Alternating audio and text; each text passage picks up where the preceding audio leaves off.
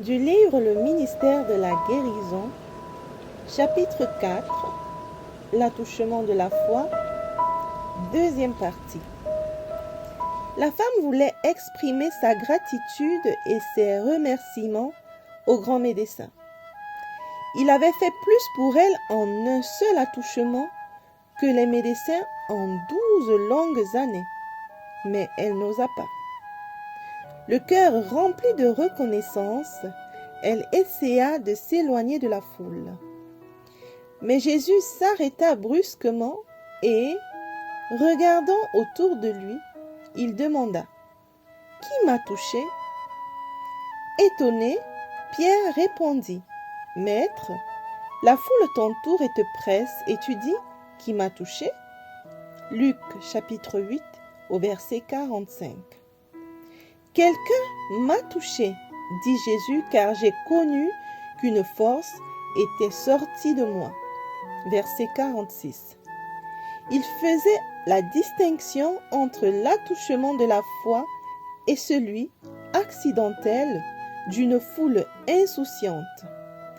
Quelqu'un l'avait touché dans un but précis et avait obtenu une réponse. Le Christ ne posa pas la question pour s'informer. Il avait une leçon à donner au peuple, à ses disciples et à la femme. Il voulait inspirer l'espoir aux affligés.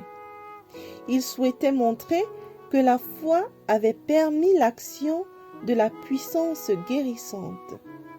La confiance de la femme ne devait pas passer sans commentaire. Dieu devait être glorifié par sa confession reconnaissante. Le Christ approuvait son acte de foi et il désirait qu'elle le sache. Il ne voulait pas qu'elle parte avec une demi-bénédiction. Elle ne devait pas ignorer que le Christ connaissait sa souffrance, qu'il l'aimait avec compassion et approuvait sa foi dans sa capacité de sauver complètement tous ceux qui viennent à lui. Se tournant vers la femme, le Christ insista pour savoir qui l'avait touché. Voyant qu'il était vain de se cacher, elle s'avança en tremblant et se jeta à ses pieds. Avec des larmes de reconnaissance, elle lui dit, devant tout le monde, pourquoi elle avait touché son vêtement et comment elle avait été immédiatement guérie. Elle craignait que de l'avoir touché ait été un geste présomptueux, mais aucun reproche ne tomba des lèvres du Christ.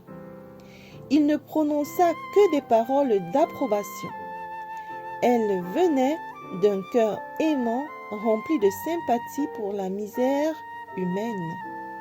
« Ma fille, dit-il gentiment, ta foi t'a sauvée. Va en paix. » Combien ces paroles étaient douces et encourageantes. Maintenant, aucune crainte d'avoir offensé Jésus ne ternissait sa joie.